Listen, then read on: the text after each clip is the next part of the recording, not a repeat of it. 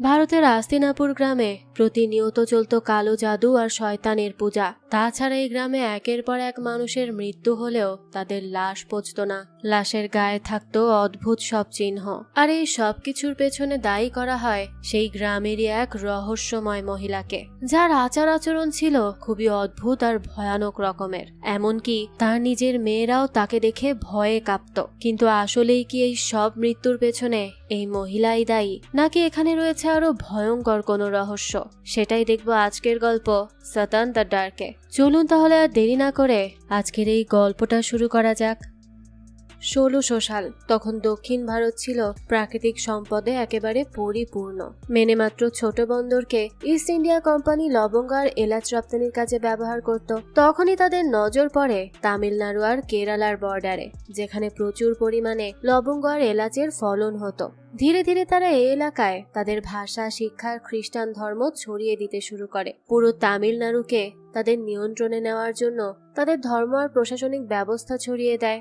১৮৮০ সালে জিউসকোটের ফার্নান্দেস নামের একজন তার দলের সাথে ধর্ম প্রচারক হিসেবে ভারতে আসে। তারা বিভিন্ন পাহাড়ি এলাকার অশিক্ষিত জনগোষ্ঠীকে তাদের টার্গেট বানায়।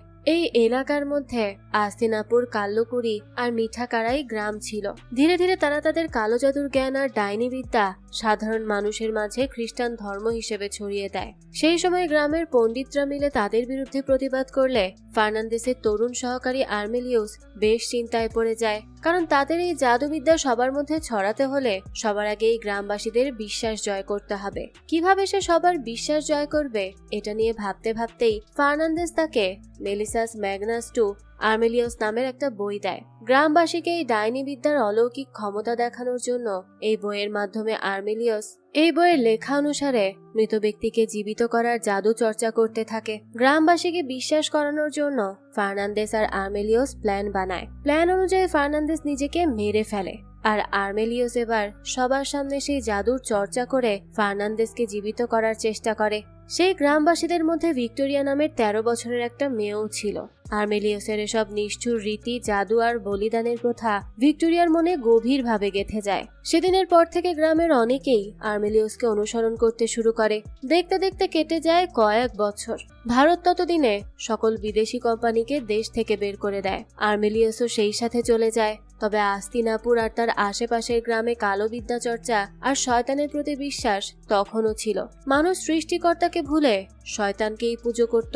এমনকি আজও এই গ্রামে তাদের সেই শয়তানি জাদুর শিক্ষকের নামে কাকের উদ্দেশ্যে বলি দেওয়া হচ্ছে। আর এটাই সেই শিক্ষক যাকে ছাগলের মাথার বিভৎস মূর্তির রূপ দিয়ে পুজো করা হয়। তাদের এই কালো জাদু চর্চার অন্ধবিশ্বাসের কারণে আশেপাশের গ্রামের মানুষ তাদের সাথে কথা বলাও বন্ধ করে দেয়। এমনকি কেউ এই গ্রামে আসতও না।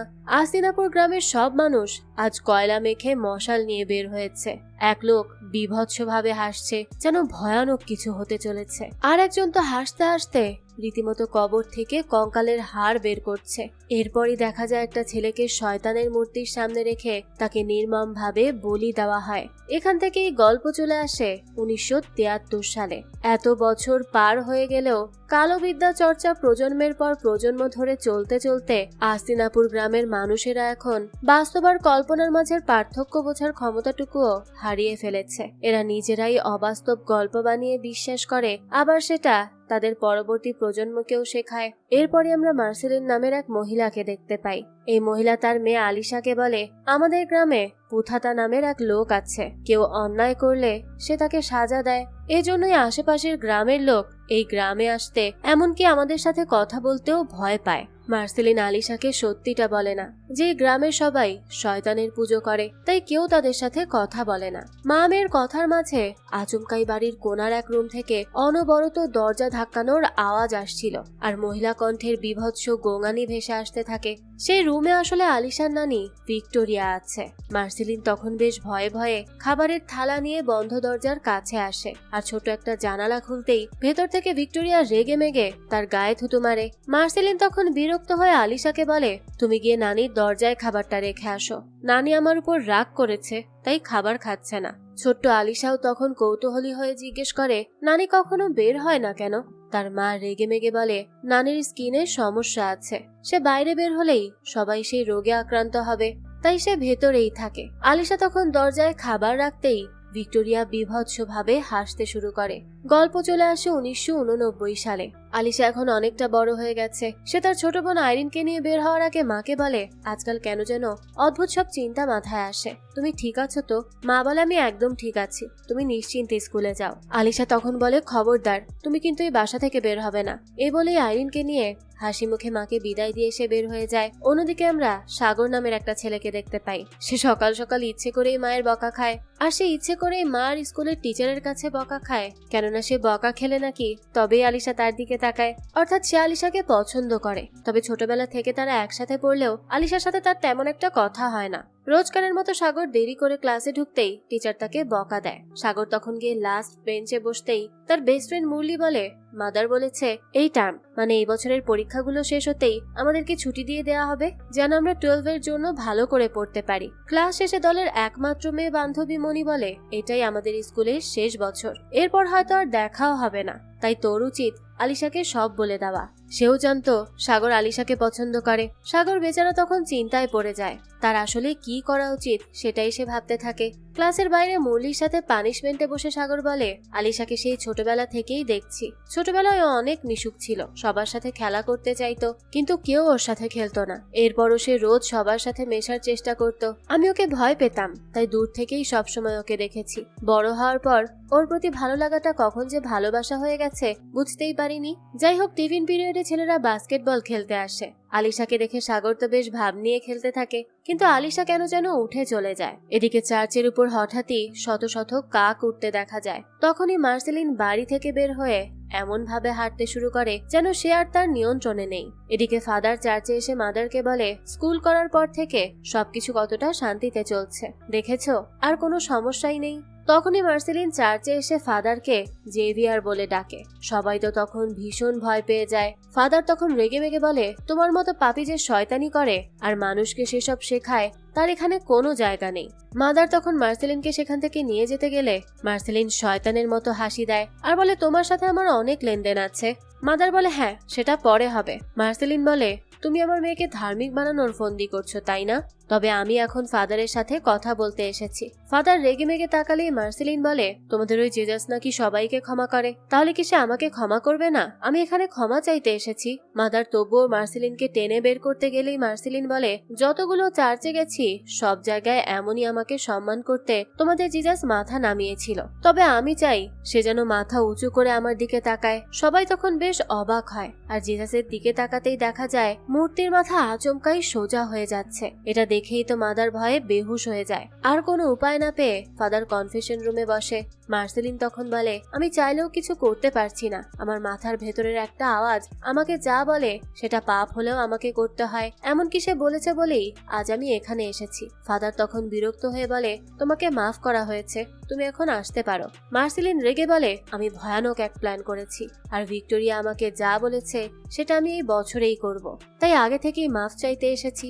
এই বলেই কাঠের উপরে হাত রাখতেই দেখা যায় তার তালুতে রক্ত দিয়ে শয়তানের পূজার চক্র আঁকানো। এটা দেখেই তো ফাদার আঁতকে ওঠে। এদিকে আমাদের স্কুলের দৃশ্য দেখানো হয়। বাস্কেটবল কোর্টে মারামারি করার জন্য সাগর আর তার বন্ধুদেরকে পানিশমেন্ট দেওয়া হয়। টিচার সবাইকে ক্রিসমাস গিফট দিচ্ছে দেখে সাগর হঠাৎই বেশ সাহস করে উঠে তার ব্যাগ থেকে গিফট বের করে আর আলিশার বেঞ্চে রেখে দেয়। টিচার সহ ক্লাসের সবাই হা করে সব দেখতে থাকে। ঠিক তখনই ঘন্টা বাজলে ছুটি হয়ে যায় আর সবাই বের হয়ে যায়। সাগর তখন বন্ধুর সাথে আড়াল থেকে লক্ষ্য করে আলিশা একবার গিফটটা রেখে যেতে গিয়েও ফিরে গিয়ে গিফটটা নিয়ে বের হয়। সাগর তো এটা দেখে অনেক খুশি হয়ে যায়। মনি তখন দৌড়ে আলিশার সাথে কথা বলতে যায়। আলিশা রেগে মেগে বলে, তোমরা আমার অবস্থা জানো না? তাহলে সাগর এসব পাগলামি কেন করছে? আমার সাথে জড়ালে ওর জীবনটাও নষ্ট হয়ে যাবে। মনি বিরক্ত হয়ে বলে, এসব বাদ দাও, তুমি আগে বলো তুমি ওকে পছন্দ করো কিনা। আলিশা কোনো উত্তর না দিয়েই আশেপাশে সাগরকে খুঁজতে শুরু করে।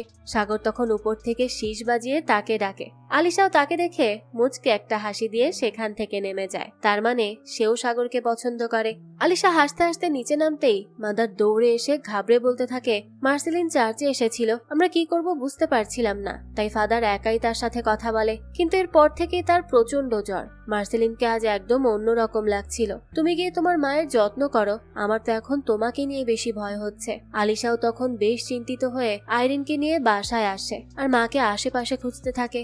আচমকাই তার মা পেছন থেকে এসে উল্টো জিজ্ঞেস করে, তোমরা কোথায় ছিলে? আলিশা রেগে মেগে জিজ্ঞেস করতে থাকে, তুমি কোথায় গিয়েছিলে? তোমাকে না বাড়ি থেকে বের হতে মানা করেছি? একটু লক্ষ্য করলে দেখা যায় মায়ের চেহারা কেমন যেন বদলে গেছে, চোখের নিচে লাল হয়ে আছে আর সারা মুখে পক্সের মতো দাগ। তার মা এমন ভান করে যেন কিছুই হয়নি। আলিশা রেগে মেগে কিছু বলতে গেলেই তার মা তাকে চুপ করিয়ে দেয় আর বলে, ওরা আমাকে পাগল মনে করে।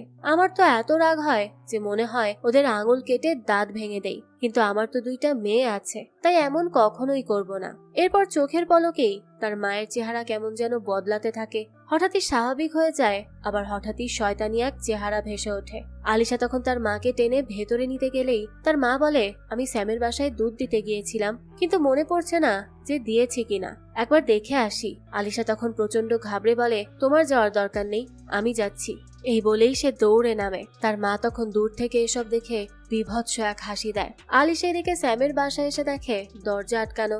জানালা দিয়ে উকি দিয়ে ঘরের ভেতর দেখতে গেলেই সে ভয়ে আঁতকে ওঠে, কারণ জানালায় টাটকা রক্ত লাগানো ছিল। ভয়ে তখন সে ছিটকে সিঁড়ি দিয়ে নামতেই দেখে উপরে রক্ত মাখা কাটা আঙুল আর অনেকগুলো চুল আটকে রাখা। তাহলে কি তার মা স্যামের আঙুল কেটে দিয়েছে? এসব ভাবতে ভাবতেই সে দৌড়ে বাসায় চলে আসে আর দেখে আইরিন কান্না করছে।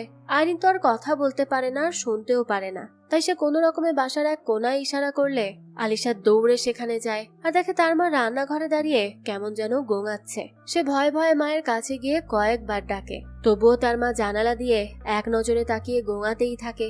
আলিশা মায়ের কাছে গিয়ে উকি মারতেই দেখে মা আসলে একটা চাকু দিয়ে তার আঙুল একদম কেটে ফেলার চেষ্টা করছে। আলিশা মায়ের হাত থেকে কোনো রকমে চাকু ফেলে তাকে টেনে রান্নাঘর থেকে নিয়ে আসে আর হাতে কাপড় বাঁধতে থাকে। এর মধ্যেই তার মায়ের হুঁশ ফিরতে এই অবস্থা দেখে সে কান্না করতে শুরু করে আর বলে, আমার কি হয়েছে আমি বুঝতে পারছি না, কিন্তু আমার বাচ্চারা আমাকে ভয় পাচ্ছে। এসব শুনে তারা 2 বোন মাকে অসহায়ের মতো জড়িয়ে ধরে কান্না করতে থাকে। কে জানে হঠাৎ এই বাড়িতে কার কালো ছায়া পড়েছে। সেদিন রাতেই আলিশার মা 2 মেয়েকে নিয়ে খেতে বসলে সে হঠাৎই আলিশার হাত ধরে আর বলে, আমরা আজ খাওয়ার আগে প্রে করব। আলিশাও তো বেশ খুশি হয়ে যায় আর বলে, এমন তো কখনোই করা হয় না, তাহলে আজ হঠাৎ কেন? মা বলে, আমাদের বাসায় ভালো কিছুর চর্চা করা উচিত। মায়ের কথায় আলিশাও খুশি হয়ে চোখ বুজে প্রে করতে শুরু করে, কিন্তু তার মা চোখ বুঝতেই বাড়ির কোনার রুম থেকে ভিক্টোরিয়া কি সব যেন শয়তানি মন্ত্র পড়তে শুরু করে দেয়। সাথে সাথেই তার মা বিভৎসভাবে সিলিং এর দিকে তাকায় আর পুরো ঘর কেঁপে ওঠে। টেবিলে থাকা দুধের পাত্র গড়িয়ে পড়ে। আলিশা তো ভয়ে কান্না করতে করতে মাকে ডাকতে থাকে। আইরিন যেহেতু কিছু শুনতে পায় না, তাই সে তখনও চোখ বুজে প্রে করছিল। তখনই মার্সিলিন হঠাৎই পাউরুটি নিয়ে হাভাতের মতো খেতে শুরু করে, যেন সে বহুদিন না খেয়ে আছে। মায়ের এমন উদ্ভট আচরণ দেখে আইরিন আর আলিশা দুজনেই হতবাক হয়ে তাকিয়ে থাকে। তারা তো কিছুই বুঝতে পারে না। সেদিন রাতে আলিশা মাকে কোলে শুইয়ে খুব কান্না করতে থাকে আর বলতে থাকে, মা তুমি আগের মতো হয়ে যাও প্লিজ, তোমাকে এমন ভাবে আমি আর দেখতে পারছি না, তুমি ছাড়া আমাদের 2 বোনের আর তো কেউ নেই। এই বলেই মায়ের হাতে মাথা রেখে সেও কান্না করতে থাকে। তার মা চোখ বুজে থাকলেও তার চোখ থেকে তখন টপ টপ করে পানি পড়তে থাকে। তার মানে মার্সিলিনকে ধীরে ধীরে কোনো এক শয়তানি আত্মা বশে নিয়ে নিচ্ছে।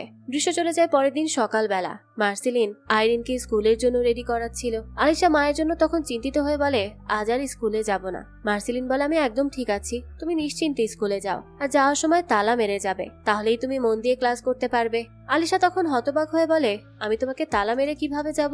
এটা সম্ভব না। হঠাৎই তখন মার্সিলিন আলিশার মুখের কাছে গিয়ে কেমন যেন অসহায় হয়ে বলে, যা বলেছি তাই করো।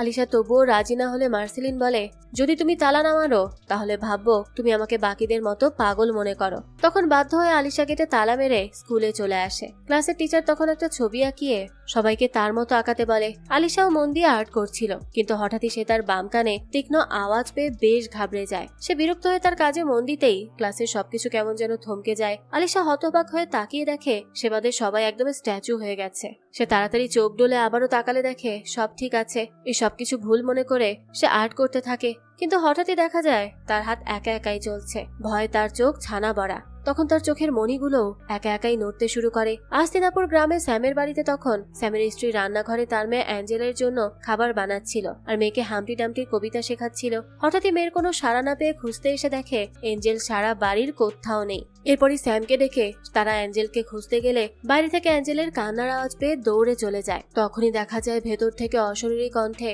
কেউ একজন অ্যাঞ্জেলের সাথে হামটি ডামটি কবিতা বলছে। স্যাম আর তার স্ত্রী তখন দৌড়ে ঘরের ভেতর আসে। তখনই দরজা আপনা আপনি বন্ধ হয়ে যায়। তারা দৌড়ে জানালার কাছে আসতেই দেখে এঞ্জেল কান্না করতে করতে এগোচ্ছে। সামনে এঞ্জেলের মায়ের মতো দেখতে একটা মহিলা হারিকেন নিয়ে দাঁড়ানো। তার মা তখন চিৎকার করে এঞ্জেলকে ডাকে, কিন্তু এঞ্জেল যেন শুনতেই পাচ্ছে না। সে মহিলাটার কাছে যেতেই দেখা যায় এই মহিলা আসলে আলিশার মা মার্সেলিন, যে কবর থেকে উকি দিচ্ছে আর মুখে এক শয়তানি হাসি। উদ্ভট এই দৃশ্য দেখে আলিশা ক্লাসের মধ্যেই জোরে চিৎকার করে ওঠে। সবাই হতবাক হয়ে তাকে দেখলে টিচার খুব রেগে যায় আর বলে, এসব মানসিক রোগী কি স্কুলে কেন ভর্তি করা হয় কে জানে। আলিশা তখন লজ্জায় সরি বলে বসতেই একটা দাঁড় কাক তার সিটের পাশের জানালায় এসে বসে আর কাকা করতে থাকে। আলিশা ভয়ে চমকে উঠলে সবাই জানালার দিকে তাকাতেই দেখে সেখানে কিচ্ছু নেই। সাগর তখন মনিকে বলতে থাকে, তুই একটু জিজ্ঞেস করতো ও এমন করছে কেন। আলিশা তখন নিজেকে সামলানোর জন্য চুপ করে আর্ট করতে থাকে, কিন্তু সেই কাকটা বারবার ডাকছে। তাই সে বিরক্ত হয়ে তাকে সরাতে জোরে চিৎকার করতেই টিচার রেগে মেগে তাকে টানতে টানতে স্টাফ রুমে নিয়ে আসে। সাগরও তার বন্ধুদের সাথে দরজার আড়াল থেকে সব শোনার চেষ্টা করে। আলিশা শুধু এটাই বোঝানোর চেষ্টা করে যে সে ইচ্ছা করে কিছু করেনি। সাগরের আলিশার জন্য তখন খুব খারাপ লাগে, তাই একটা কাগজে কিছু লিখে সে মনিকে দেয়। মনিও তার হাতে সেই কাগজ দিয়ে বলে, এখানে সাগরের বাড়ির ল্যান্ডফোনের নাম্বার আছে, তার বাবা উকিল, তার সাথে ভালো সাইকিয়াট্রিস্টের পরিচয় আছে, তুমি চাইলে দেখা করতে পারো। আলিশা রেগে বলে, ও তাহলে সাগর আমাকে পাগল মনে করে। এই বলেই সে দেয় হাঁটা। আলিশা বাসায় ফেরার সময় হাঁটতে হাঁটতে হঠাৎ লক্ষ্য করে স্যামের বাড়ির সামনে অনেক ভিড় ঠেলে ভেতরে যেতেই দেখা যায় অ্যাঞ্জেলের মা আর স্যাম কান্না করছে, কারণ অ্যাঞ্জেলকে কোথাও পাওয়া যাচ্ছে না। অ্যাঞ্জেলের মা কান্না করতে করতে হঠাৎই আলিশার দিকে কেমন ভাবে যেন তাকায়। তাহলে কি আলিশা যা দেখেছিল সব সত্যি? সে তখন আইরিনকে নিয়ে দৌড়ে বাড়ি ফিরেই তালা খুলতে যায়, কিন্তু ভেতরে ঢুকতে গেলেই দেখা যায় দরজা এত জোরে আটকানো থাকে যে সে ধাক্কা দিয়েও খুলতে পারে না। আচমকাই তার মা এসে দরজা খুলে কেমন যেন শয়তানের মতো হাসতে হাসতে তাদের দিকে তাকায়। আলিশা রেগে জিজ্ঞেস করে, সত্যি করে বলো, তুমি কি বাইরে গিয়েছিলে? তার মা রহস্যময় এক হাসি দিয়ে বলে, আমি তো বাড়িতেই ছিলাম, আজ আইরিনের পছন্দের খাবার রান্না করেছি। আলিশা তবুও মাকে নিয়ে সন্দেহ হতে থাকে। রাতে খাবার খাওয়ার সময় তার মা আবারও প্রে করতে বলে। আলিশা তখন বেশ ভয় পেয়ে যায়। মা সেই সময় রেগে মেগে তাকালে সেবার ভয়ে ভয়ে প্রে করতে শুরু করে। সাথে সাথেই বিদ্যুৎ চলে যায়। আলিশা তখন কোনো রকমে চোখ খুলে তাকাতেই ভিক্টোরিয়ার রুম থেকে জোরে জোরে গোঙানির শব্দ আসতে থাকে। অন্ধকারে তার মা ইশারা করলে আলিশা তখন ভয়ে ভয়ে কিচেন থেকে থালা নিয়ে ভিক্টোরিয়ার দরজায় যায়। সেখানে সেটা রাখতেই দেখা যায় প্লেট ভর্তি কাঁচা ডিম। এদিকে মার্সেলিন আবার কোনো বিপদ না ঘটায় সেই ভয়ে দৌড়ে আসতেই আলিশা আইরিনকে এক কোনায় বসে ভয়ে কাঁপতে দেখে। আলিশা তখন ইশারায় জিজ্ঞেস করতেই আইরিন পাশের একটা রুম দেখিয়ে দেয়, কিন্তু আলিশা সারা বাড়ি খুঁজেও মাকে পায় না। তাই আইরিনকে বলে, তুমি রুম থেকে বের হবে না। এরপর ড্রয়িং রুমে আসতেই সে শোনে দরজার পেছন থেকে কেমন যেন শব্দ হচ্ছে। দরজা সরাতেই সে দেখে তার মা দেয়ালের দিকে মুখ করে কি যেন একটা করছে। মাকে বারবার ডাকলেও সে শোনে না। সে তার মায়ের কাছে যেতে গেলেই আচমকাই ঘরের সব জিনিস একা একাই পড়তে থাকে। বন্ধ ঘরের মধ্যে থেকে একটা দাঁড় কাকু উড়ে চলে যায়। আলিশা ঠিক বুঝে উঠতে পারে না সে কি করবে। তখনই সে লক্ষ্য করে তার মা আসলে এতক্ষণ ধরে কিছু একটা দিয়ে নিজেরই দাঁত টেনে টেনে তুলছিল। সেটা পড়ে যেতেই তার মা হঠাৎ আলিশার কাছে এসে তার উপর পড়ে যায়। সারা মেঝেতে তখন রক্ত। আইরিন ভয়ে দৌড়ে আসতেই আলিশা ইশারায় কাউকে কল দিয়ে ডাকতে বলে। আইরিন অনেক খুঁজে আলিশার ব্যাগে সাগরের নাম্বার পায়, তাই সে সেখানেই কল দেয়, কিন্তু কেউ কল রিসিভ করে না। আলিশা তখন কোনো রকমে তার মাকে বিছানায় শুইয়ে দেয়। তখনই গ্রামের লোকজন এসে জোরে জোরে দরজা ধাক্কালে আলিশা দ্রুত ঘরের সবকিছু ঠিক করে ফেলে। এরপর দরজা খুলতে লোকজন এসে সারা ঘরে কি যেন খুঁজতে থাকে। একজন আলিশাকে জানায় একটা বাচ্চাকে পাওয়া যাচ্ছে না, তার বাবা মায়ের সন্দেহ তোমার মা এসব করেছে, তাই খুঁজতে এসেছি আমরা। পরের দিন সকালে আবারও স্কুলের চার্চের উপর শত শত কাককে উঠতে দেখা যায়। চার্চে পুলিশ এসেছিল।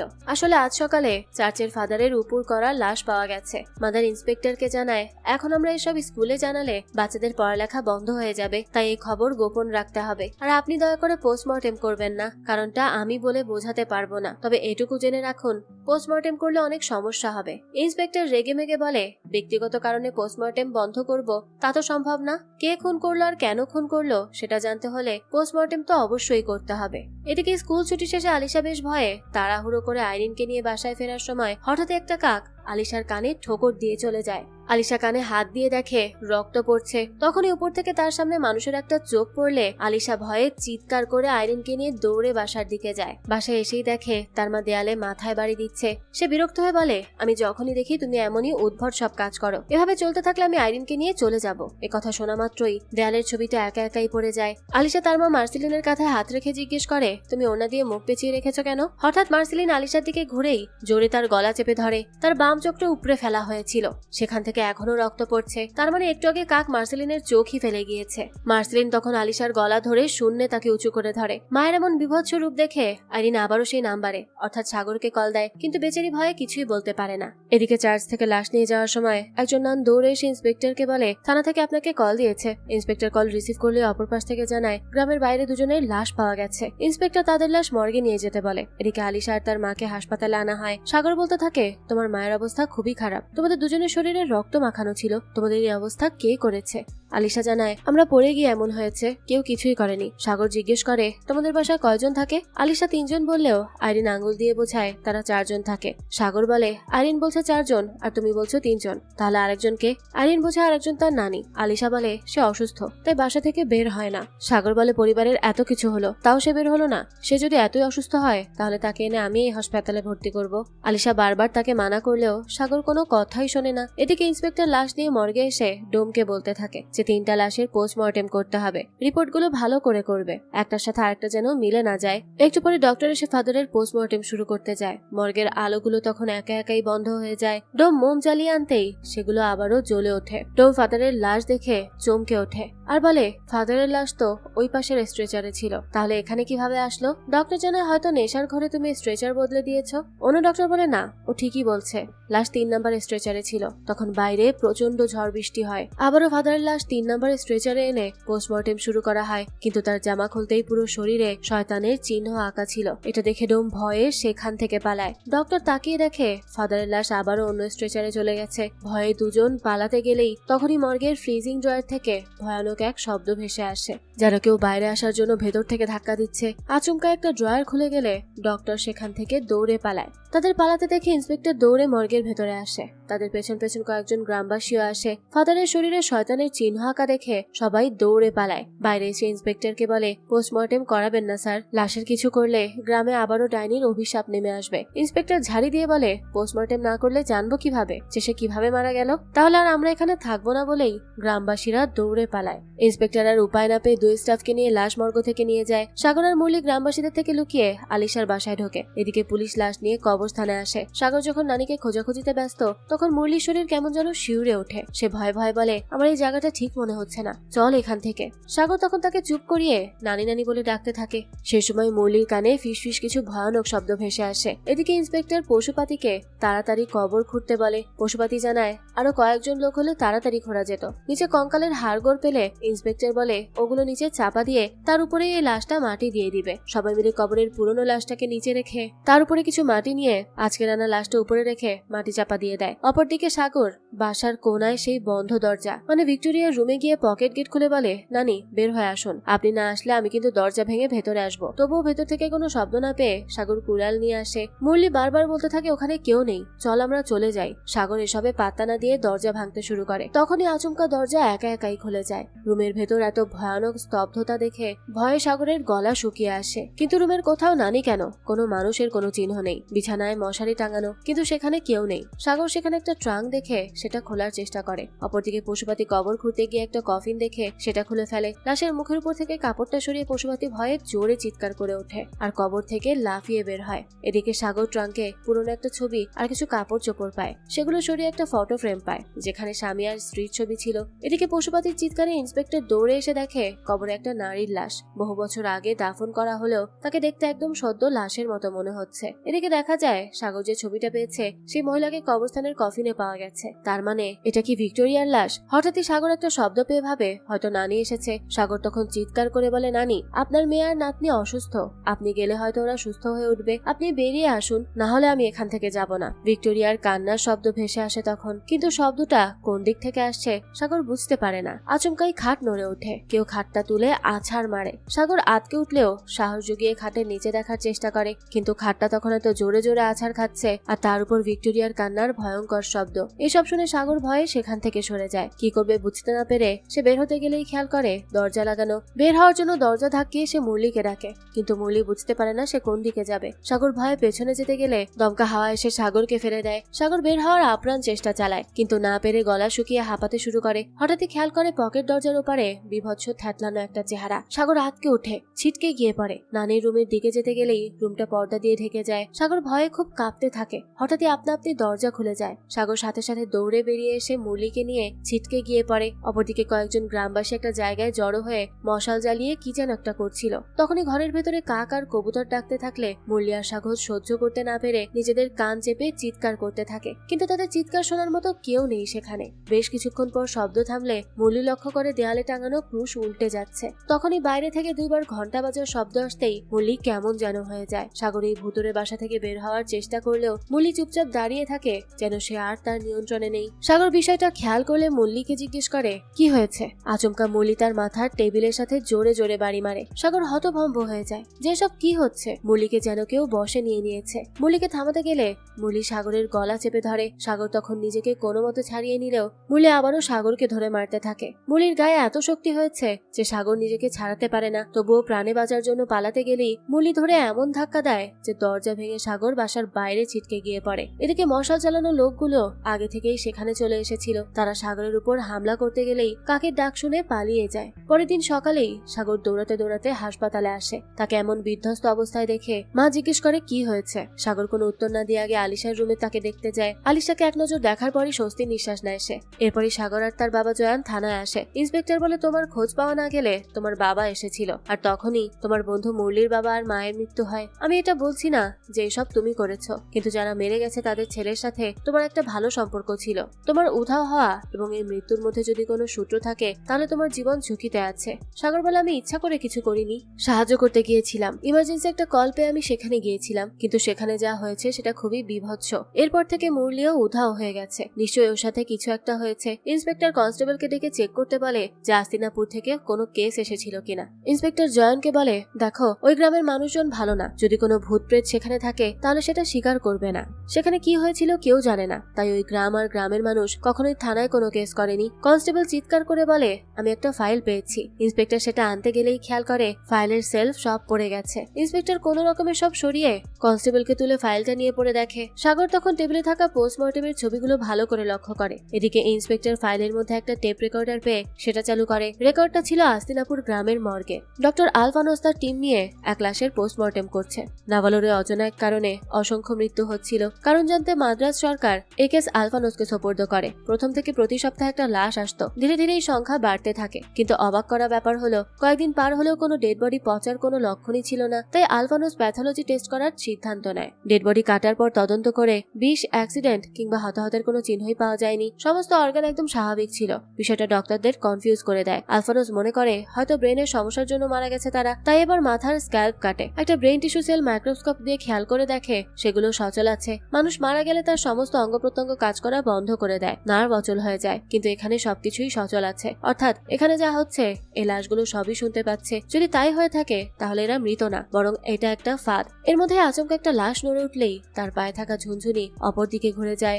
লাইটও ফ্লিকার করতে থাকে। অন্যান্য ডক্টররা ভয় পেয়ে পালানোর চেষ্টা করে, কিন্তু দরজা জানালা সব বন্ধ। আলফানোজ স্থির হয়ে দাঁড়িয়ে আছে। ডক্টররা ভয়ে চিৎকার করে সাহায্যের জন্য ডাকে, কিন্তু আশেপাশে তাদের ডাক শোনার মতো কেউ নেই। হঠাৎ আলফানোজ মাটিতে লুটিয়ে পড়ে। এই ভয়ানক দৃশ্য দেখে ইন্সপেক্টর সাগরকে বলে, এটা কোনো স্বাভাবিক ঘটনা না। তুমি যেটা ক্যাসেটে দেখছো আমি সেটা বাস্তবে দেখেছি, তাই বলছি এসবে জড়িও না। ইন্সপেক্টর জয়নকে বাড়িতে নিয়ে বলে, সাগর যা বলছে সব সত্য। ওকে যেমন কেউ বিশ্বাস করছে না, তেমনি কেউ আমাকে বিশ্বাস করেনি। মানুষ মারা যাচ্ছে, কিন্তু সেটা কেন কেউ জানে না। সাগর স্কুলে এসে তার বন্ধুদেরকে জানায় চার্চে গিয়ে প্রার্থনা করে তারপর ক্লাসে যাবে। এদিকে মাদের স্কুলের পেছনের আগুনে কিছু একটা পুড়াচ্ছিল। তখনই দেখা যায় মুরলি স্কুল বিল্ডিং এর উপরে দাঁড়িয়ে আছে। তার শরীরেও জেভিয়ারের মতো ডেভিলের সাইন আঁকা। কিছুক্ষণ পরই ভারী কিছু পড়া শব্দ পেলে সবাই দৌড়ে আসে। মুরলিকে জলদি হাসপাতালে আনা হয়। ডক্টর এসে চেক করে জানায় মুরলি আর বেঁচে নেই। মাদার মার্সিলিনের কাছে গিয়ে বলে, তুমি যা করেছো তার জন্য শুধু তোমার নিজের জীবন নয়, বরং তোমার সন্তানদের জীবনও নষ্ট হবে। তুমি কি গ্রামবাসীর এতদিনের ভক্তি প্রার্থনা সব বৃথা করে দিবে? শুধু ওদের জীবন না, আমার বাচ্চাদের জীবনও শেষ হয়ে যাচ্ছে। আমি জানি এসব তোমার জন্য হচ্ছে। আমি তোমাকে ছাড়বো না, সবকিছু শেষ আমিই করব।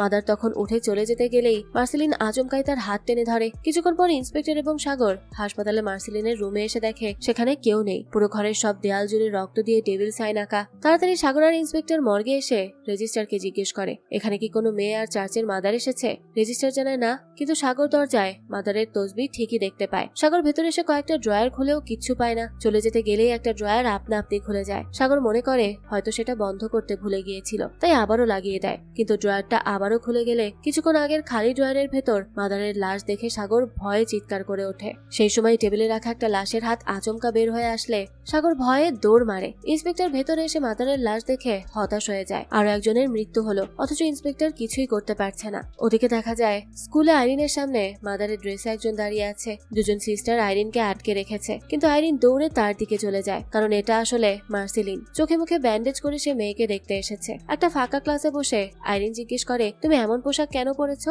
মার্সিলিন বলে, মাদার বলেছে আমাকে এমন ড্রেসে অনেক সুন্দর লাগবে, চলো বাসায় যাই। আইরিন ইশারায় বলে মাদার মানা করেছে, কিন্তু মার্সিলিন বলে আমি মাদারের সাথে কথা বলেছি, সে অনুমতি দিয়েছে। এতদিন পর মায়ের সাথে বাসায় যাওয়ার খুশিতে আইরিন মার্সিলিনকে জড়িয়ে ধরে। বাচ্চা মেয়েটা তো কিছুই বুঝতে পারছিল না। এদিকে মার্সিলিনের খোঁজে ইন্সপেক্টর আর সাগর স্কুলে আসে, কিন্তু ততক্ষণে মার্সিলিন আইরিনকে নিয়ে চলে যায়। ইন্সপেক্টর সেটা জানার পর আর এক মুহূর্ত সেখানে নষ্ট না করে সোজা আলিশাদের বাসার দিকে রওনা হয়। আলিশার বাসার দরজা ভেঙে পুলিশ ভেতরে এসে তল্লাশি করতে থাকে। সাগর তখন আইরিনকে ঘুমিয়ে থাকতে দেখে কোলে নিয়ে জিপে চলে আসে। কনস্টেবল তখন জানায় মার্সিলিন এখানে নেই। ইন্সপেক্টর বলে বাসার পেছনে রেখে আসো যাও, আর সেখানে বন্দুক লোড করে নিয়ে যাবে। নিচে গিয়ে দেখা যায় মার্সিলিন সেখানেই দাঁড়িয়ে আছে। তো এরপরই মার্সিলিনকে হ্যান্ডকাফ পরিয়ে জিপে সাগরের সামনে বসানো হয়। মার্সিলিন এক নজরে সাগরের দিকে তাকিয়ে থাকে, কিন্তু সাগর ভয় তার দিকেই তাকায় না। এদিকে কনস্টেবলরা ভিক্টোরিয়ার রুমে গেলে আচমকা ইন্সপেক্টর গুলির শব্দ পেয়ে দৌড়ে চলে যায় সেখানে, আর গিয়ে দেখে কনস্টেবলরা সবাই মরে পড়ে আছে, আর রুমে অনেকগুলো তাজা কাটা আঙুল ঝুলছে।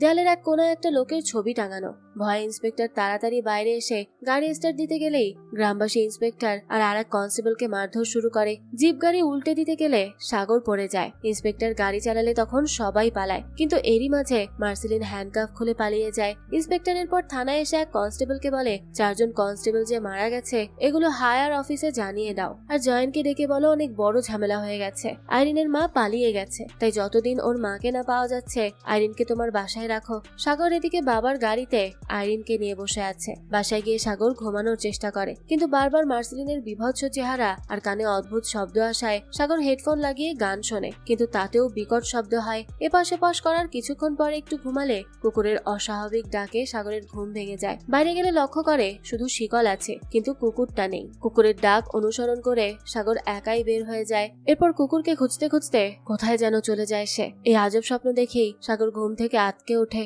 ডাইনিং এ এসে অস্বস্তিকর পরিস্থিতিতে কি যে করবে কিছুই বুঝতে পারে না। কানে জোরে জোরে শব্দ বাজতেই থাকে তার। এই শব্দ সহ্য করতে না পেরে নিজের মাথা টেবিলে অনবরত বাড়ি মারতে থাকে সে। এরপর মায়ের শাড়ি আর আলমারির সবকিছু ছুঁড়ে ফেলে দেয়। দেয়ালে কান পেতে বোঝার চেষ্টা করে শব্দটা কোথা থেকে আসছে। শব্দ সহ্য করতে না পেরে পানি ভর্তি বালতির মধ্যে মাথা চুবিয়ে রাখে সে। তারপরও সেই অসহ্যকর শব্দ বন্ধ না হলে কানের ভেতরে চাকু দিয়ে খুঁচিয়ে খুঁচিয়ে রক্ত বের করে ফেলে, তবুও শব্দ বন্ধ হয় না। অসহ্যকর এই শব্দ সহ্য করতে না পেরে সাগর জোরে জোরে চিৎকার করতে থাকে। এক পর্যায়ে সে অজ্ঞান হয়ে গেলেই শব্দটাও বন্ধ হয়ে যায়। সাগরের বাবা মা দৌড়ে সেখানে আসে, আর আইরিনকে দেখা যায় সে দূরেই দাঁড়িয়ে আছে। সকালে ব্যান্ডেজ করে সাগর আলিশার কাছে আসে। আলিশা চুপচাপ শুয়ে সামনের দিকে তাকিয়ে থাকে। সাগরের ডাকের কোনো সাড়াই দেয় না। এদিকে তার বালিশে ডেভিল চিহ্নগুলো আঁকা। সাগর সেখান থেকে বের হয়ে ইন্সপেক্টরকে বলে, ফাদারের মৃত্যুর পর থেকেই এসব শুরু হয়েছে। নিশ্চয়ই তার বাসায় কিছু একটা আছে। তার শরীরে যেমন চিহ্ন ছিল সেগুলো আলিশার রুমেও দেখেছি। মুরলির শরীরেও সেই দাগগুলোই ছিল। ইন্সপেক্টরের মনে পড়ে মার্সিলিনের রুমেও সে একই চিহ্ন দেখেছে। সাগরের কথা বিশ্বাস করে ইন্সপেক্টর আর সাগর জেভিয়ারের রুম সার্চ করতে আসে। খুঁজতে খুঁজতে বইয়ের মাঝেই সাগর একটা ছবি পায়। সেখানে 6 জন ডক্টরের ছবি এবং ছবির পেছনে তাদের নাম দেওয়া আছে। সাগর তখন ইন্সপেক্টরকে ডাকে, কিন্তু ইন্সপেক্টর তখন স্তব্ধ হয়ে কিছু একটা দেখছে। সাগর লক্ষ্য করে বাইরে এক ড্রাম থেকে ধোঁয়া উঠছে। সাগর জানায় যেদিন মুরলির মৃত্যু হয়েছিল মাদার এই ড্রামে কিছু একটা পোড়াচ্ছিল। সাথে সাথে ইন্সপেক্টর গিয়ে অর্ধপোড়া এক খামের মধ্য থেকে একটা নেগেটিভ পায়, যেখানে ওই 6 জনের ছবি আর নাম আছে, যেটা একটু আগেই সাগর পেয়েছে। খামে যার ঠিকানা লেখা সেই ছবির পেছনে তার নামও আছে। লোকটার নাম ড্যানিয়েল আশীর্বাদা, যে আগে আস্তিনাপুরে থাকতো। ইন্সপেক্টর বলে তার সমস্ত ইতিহাস কুমার নামের এক অফিসারের ফাইলে পাওয়া যাবে। ইন্সপেক্টর ভেবেছিল সেখানে সে কখনোই যাবে না, তবে ভাগ্য ইন্সপেক্টরকে আবারও সেই আস্তিনাপুরে নিয়ে আসলো। ইন্সপেক্টর ড্যানিয়েলের কাছে আসে, তবে এখন ড্যানিয়েলের অনেক বয়স হয়ে হয়ে গেছে। অসুস্থ হওয়ার কারণে সে বিছানা থেকে উঠতেও পারে না। সাগর আস্তিনাপুরের নাম বলতেই ড্যানিয়েলের চেহারায় এক অদ্ভুত আতঙ্ক ফুটে ওঠে। ড্যানিয়েল বলে, আমি কিছু জানি না, আর জানলেও বলবো না। ইন্সপেক্টর 6 জন ডক্টরের সেই ছবি দেখিয়ে জিজ্ঞেস করে, এদেরকে চেনো? ফাদার জেভিয়ার এবং তোমার কলিগ মাদার শিলা মারা গেছে। ড্যানিয়েল বলে, তাতে আমার কি? সাগর বলে, একদিন আমি আর আমার বন্ধু আস্তিনাপুর গিয়ে খুবই অদ্ভুত আর ভয়ানক কিছু দেখেছি। তারপরেই আমার বন্ধুর বাবা মা অজানা এক কারণে মারা যায়। তার 2 দিন পর আমার বন্ধুও মারা যায়। তবে ড্যানিয়েল কিছুতেই মুখ খুলতে চায় না। ইন্সপেক্টর জানায়, গ্রামে আরো অনেক মৃত্যু হয়েছে, সবগুলোই বিভৎসভাবে। এগুলো একে অপরের সাথে জড়িত। সব মৃত্যুতেই পাওয়া গেছে টেবিলের চিহ্ন। সাগর ড্যানিয়েলের রুমের দাগ থেকে তখন কিছু কাগজ পেয়ে সেগুলো ইন্সপেক্টরকে দেখায়। ইন্সপেক্টর খেয়াল করে এখানে সেই চিহ্নগুলো আঁকা। ড্যানিয়েলকে জিজ্ঞেস করে সে যে, তুমি একবার বলেছিলে এগুলো থেকে মুক্ত হওয়া সম্ভব, আমাদেরকে বলো সেটা কিভাবে সম্ভব। ড্যানিয়েল বলে, তোমাদের যা দেখার ছিল না তোমরা সেটাই দেখে ফেলেছো, আর এখন সেটা জানতে চাচ্ছ যে তোমাদের জানা উচিত না। এটা কোনো সাধারণ ব্যাপার না, এটা মৃত্যু, আর এই সবকিছুর জন্য ওই দায়ী। এসিপিটা জিজ্ঞেস করে, কে? মার্সিলিন? ড্যানিয়েল বলে, না, ওর নাম ভিক্টোরিয়া। ভিক্টোরিয়া এমন একজন মানুষ ছিল যার ভক্তি শক্তি ওই গ্রামে সবচেয়ে বেশি ছিল। নিশ্চয়ই মনে আছে, ইন্সপেক্টর সেদিন কবর খুঁড়তেই একটা অজ্ঞাত লাশ পেয়েছিল। সেটাই হলো আলিশার নানি ভিক্টোরিয়ার লাশ। গল্প চলে আসে 1950 সালে আস্তিনাপুর গ্রামে। গ্রামটা তখন বেশ সমৃদ্ধশালী, তবে গ্রামের মানুষজন শয়তানকে অন্ধের মতো বিশ্বাস করত। গ্রামের লোকেরা কাকের মতো দেখতো, অসুরকে পূজা করত। তারা পশু বলি দিয়ে কাককে খাওয়াতো, সব দুঃখ কষ্ট মোচন হবে সেই আশায়। কেউ তাদের বিশ্বাস ভঙ্গ করতে পারত না। পশুর সাথে সাথে মাঝে মাঝে তারা নিজেদেরকেও বলি দিত। বলি দেওয়া দেহমূর্তি সামনে রাখতেই কাক এসে খেয়ে যেত। কিন্তু ভিক্টোরিয়া ছিল এদের থেকে একেবারেই ভিন্ন। তার স্বামী আব্রাহাম তখন বেশ অসুস্থ, সে প্রায় মৃত্যু পথযাত্রী। তাদের একটা সন্তান ছিল। আব্রাহাম ধর্মপ্রচারক হিসেবে কাজ করত। গ্রামে একমাত্র ভিক্টোরিয়ার পরিবারই সৃষ্টিকর্তাকে বিশ্বাস করত। আব্রাহাম অসুস্থ থাকলেও ভিক্টোরিয়া চার্চে যেত। ফাদার ভিক্টোরিয়াকে সান্ত্বনা দিয়ে বলে সব ঠিক হয়ে যাবে, আর তাদের সন্তানের নাম রাখে মার্সেলিন। ভিক্টোরিয়া এই নামে ভীষণ খুশি হয়ে আব্রাহামকে জানায় যে ফাদার আগামীকাল আসবে। ভিক্টোরিয়া ভেবেছিল আব্রাহামকে ছাড়া চার্চে গেলে গ্রামবাসী ঝামেলা করতে পারে, কিন্তু তেমন কিছুই হয়নি। তখন ভিক্টোরিয়া বাইরে মানুষের শোরগোল শুনতে পায়। পাশের বাসার এক দম্পতি জন্ম দেওয়া নবজাতক অসুস্থ, তাই সবাই ভিড় জমিয়েছে। কাক দেবতার সামনে বলি দেওয়ার পরও তাদের সন্তান অসুস্থ, তাই সবাই চিন্তা করতে থাকে। তখনই ভিক্টোরিয়া গিয়ে নবজাতকের মাথায় হাত বুলিয়ে দেয় আর জিজাসের নামে প্রার্থনা করে বলে, ও সুস্থ হয়ে যাবে, চিন্তা করো না। বাচ্চার বাবা তখন অন্য দেবতার নাম শুনে রেগেমেগে ভিক্টোরিয়ার পেটে লাথি মারে আর বলে, তোর স্বামী মারা যাচ্ছে, আবার এসেছিস আদিক্ষেতা দেখাতে। ভিক্টোরিয়া হাল ছাড়ে না, সে সেই অবস্থাতেই চিৎকার করে বলে, জিজাসের উপর বিশ্বাস আনো, সব ঠিক হয়ে যাবে। কয়েকজন ভিক্টোরিয়াকে ধরে সেখান থেকে সরিয়ে নিয়ে যায়। রাগ আর চিন্তায় লোকটা কাকের মূর্তির সামনে এসে বলিদান হিসেবে নিজের জিহ্বাই কেটে ফেলে। ব্যথায় কাটাতে কাটাতে তার চোখ উল্টে সাদা হয়ে যায়। এবার সে নিজের গলা কেটে নিজেকেই বলি দিয়ে দেয়। লোকটার স্ত্রী ন্যান্সি স্বামীর মৃত্যুতে কান্না শুরু করলে গ্রামবাসী তাকে সান্ত্বনা দিয়ে বলে, কান্না করো না, তোমার স্বামী কাক দেবতার কাছে পৌঁছে গেছে, ওর বলিদানের মাধ্যমে আমাদের মঙ্গল হবে। এই ঘটনার কয়েক মাস পার হওয়ার পর আব্রাহাম আরো অসুস্থ হয়ে পড়ে। ভিক্টোরিয়া তার স্বামীকে বাঁচাতে সব ধরনের চেষ্টা চালিয়ে গেলেও আব্রাহাম কিছুতেই সুস্থ হয় না। ভিক্টোরিয়া এবার না পেরে এক দাইমাকে নিয়ে বাসায় আসে। এক লোক সেটা লক্ষ্য করে। দাইমা পালস চেক করে জানায় আব্রাহাম আর বেঁচে নেই। ভিক্টোরিয়া তার প্রাণপ্রিয় স্বামীকে হারানোর বেদনায় চিৎকার করে ওঠে। সে গ্রামবাসীর কাছে সাহায্য চাইতে যায়, কিন্তু কেউ তাকে পাত্তাই দেয় না। ভিক্টোরিয়া একাই ডক্টরের বাসায় আসলে জানতে পারে ডক্টর তো অনেক আগেই সেখান থেকে চলে গেছে। হতাশ হয়ে ভিক্টোরিয়া বসে পড়লে হঠাৎই খেয়াল করে দেয়ালের ক্রুশটা ঘুরে যাচ্ছে। ভিক্টোরিয়া ভয়ে সেখানে না থেকে বাসায় গিয়ে ন্যান্সিকে বলে যে বিশ্বাস করে আর লাভ নেই, আমার জন্য আমার স্বামী সবচেয়ে গুরুত্বপূর্ণ। এই বলে স্বামীর লাশকে কাপড়ে বাঁধে সে। এরপর লাঠিতে বাঁধিয়ে এক মাথা ভিক্টোরিয়া আর অন্য মাথা বাচ্চা কোলে নিয়ে ন্যান্সিকে ধরিয়ে দেয়। ভিক্টোরিয়া জঙ্গলের দিকে হাঁটা শুরু করে। কুকুরের ডাকে ন্যান্সি বলে, আমার ভয় করছে। ভিক্টোরিয়া গুরুত্ব না দিয়ে কাক দেবতার মূর্তির সামনে আসে, মাটি খোঁড়া শুরু করে। ন্যান্সি বলে, তোমার এই রূপ দেখে আমার অনেক ভয় করছে, তোমার স্বামীকে তো ফিরিয়ে আনতে পারবে না। বাচ্চাটার কথা একবার ভাবো। স্বামীর শোকে ভিক্টোরিয়ার মন যেন পাথর হয়ে গেছে। সে কোনো দয়া মায়া ছাড়াই বলে, আমরা কষ্টের মধ্যে বেঁচে থাকি শুধু রাগ হিংসা আর প্রতিশোধ নিয়ে। তারপর ধর্ম এসে আমাদেরকে ভাগ করে দেয়। আমি সবসময় বলতাম জিজাস আমাদের মঙ্গল করবে, তাহলে আমাদের কষ্ট কেন দিয়েছে? কষ্ট নিয়ে যদি আমাদের বাঁচতে হয় তাহলে আর জিজাসকে বিশ্বাস করার কি দরকার? 16 বছর বয়স পর্যন্ত আমি তোমার মতোই ছিলাম। তারপর জিজাসে বিশ্বাস করা শুরু করি, কিন্তু সে আমার স্বামীকে কেড়ে নিয়েছে। এখন জীবন ফিরিয়ে দিবে যাকে এতদিন আমি শয়তান ভাবতাম। ভিক্টোরিয়া একটা কবর খুঁড়ে লাশের উপর রাখা ম্যালিসাস ম্যাগনাসের সেই বইটা বের করলে ন্যান্সি বেশ ঘাবড়ে যায়। ভিক্টোরিয়া বইটা আব্রাহামের শরীরের উপর রেখে প্রথমে হাত এবং পরে জিহ্বা কেটে রক্ত একটা পাত্রে ফেলে। ন্যান্সি গ্রামবাসীকে আসতে দেখে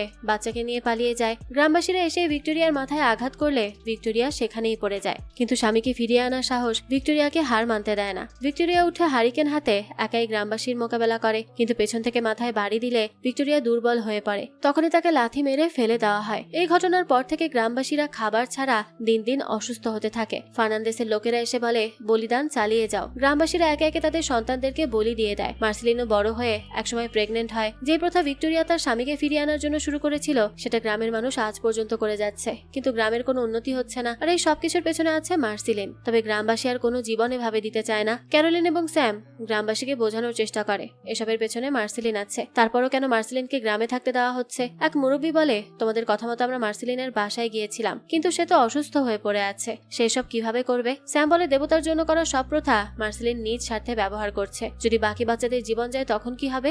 ড্যানিয়েল জানায় তার সাথে কাজ করা কিছু কলিগ রহস্যময়ভাবে মারা গেছে। সেদিন অটোপসি করার সময় আলফানোজের সাথে ড্যানিয়েলও ছিল, তবে ছোট একটা অ্যাক্সিডেন্টে সেদিন ড্যানিয়েল বেঁচে যায়। আসিনাপুর গ্রামের মানুষরা জাদুবিদ্যাকে অন্ধবিশ্বাসের সাথে মিশিয়ে সেগুলো অনুসরণ করে। তাদের মধ্যে একজন নিজের শরীরকে আঘাত করে তাদের দেবতার প্রতি কাকদের উদ্দেশ্যে উৎসর্গ করে। প্রতি বছর একটা বলিদান দিতেই হয়। এভাবেই তারা এত বছর বেঁচে আছে। ফাদার জেভিয়ার এবং মাদার শিলা এটাকে গভীরভাবে বুঝতে পারত। এজন্য তারা চেয়েছিল এখানকার ছেলেমেয়েরা যেন শিক্ষিত হয় আর এসব অন্ধবিশ্বাস থেকে দূরে থাকে। মার্সেলিন যখন এসব জানতে পারে তখন সে তার সন্তানকে স্কুলে পাঠানো বন্ধ করে দেয়। এদিকে গ্রামে তখন স্যাম এবং ক্যারোলিন কোনোভাবেই গ্রামবাসীকে বোঝাতে পারছে না যেসব ভিক্টোরিয়ার সন্তান মার্সেলিন করাচ্ছে। স্যাম জানায় তার মেয়ের মৃত্যুর সময় মার্সেলিনের বাসায় একই রকমের পুটলি দেখা যায়। গ্রামে যারা যারা মারা গেছে কিংবা উধাও হয়েছে সবার বাসায় একই রকমের মূর্তি দেখা গেছে। স্যাম পকেট থেকে বের করে এরপর সেই গিফটটা দেখায়। ক্যারোলিন বলে, বিশ্বাস না হলে মারা যাওয়া সকলের পরিবারকে ডাকুন, তাদের আপনজন মারা যাওয়ার সময় তারা মার্সেলিনকে দেখেছে কিনা। তারা যদি না বলে তাহলে আমরা চলে যাব।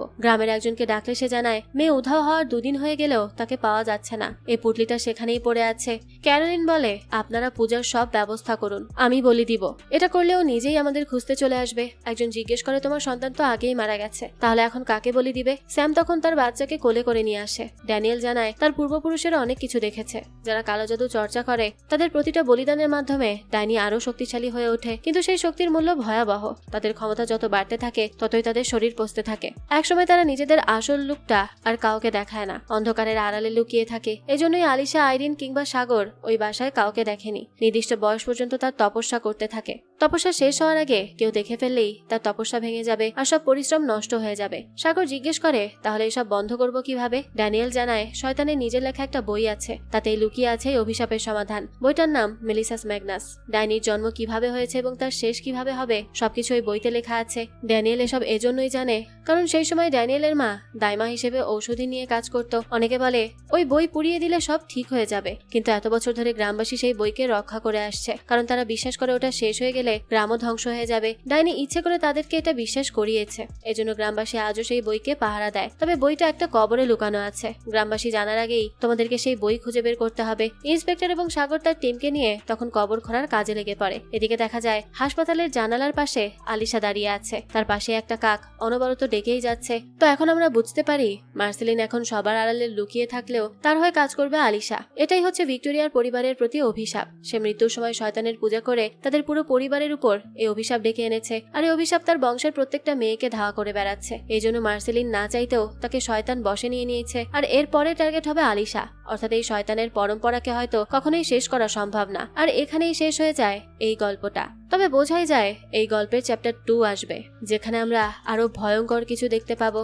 আর এর পরবর্তী চ্যাপ্টার যখনই আসবে না কেন তা আমি আপনাদের জন্য এক্সপ্লেইন করার চেষ্টা করব। যাকে এই তো ছিল আজকের গল্প। এই গল্পটা আপনাদের কাছে কেমন লেগেছে সেটা অবশ্যই আমাদেরকে কমেন্ট করে জানাবেন। যদি এতটুকুও ভালো লেগে থাকে তাহলে একটি লাইক দিয়ে যাবেন। আর হ্যাঁ, আমাদের এই চ্যানেলে কিন্তু প্রতিনিয়তই নতুন নতুন ভিডিও আপলোড করা হয়। সেই সব ভিডিওর আপডেট পেতে আমাদের চ্যানেলটিকে সাবস্ক্রাইব করে বেল আইকনে অল দিয়ে রাখতে কিন্তু ভুলবেন না। আর একটা কথা, আমাদের সকল ভিডিওর আপডেট পেতে জয়েন করতে পারেন আমাদের হোয়াটসঅ্যাপ চ্যানেলে, লিংক ডেসক্রিপশন বক্সেই দেয়া আছে। আজকে তাহলে এই পর্যন্তই, আবারও হাজির হব নতুন কোনো ভিডিও নিয়ে। সেই পর্যন্ত সবাই ভালো থাকবেন আর আমাদের চ্যানেলের সাথেই থাকবেন।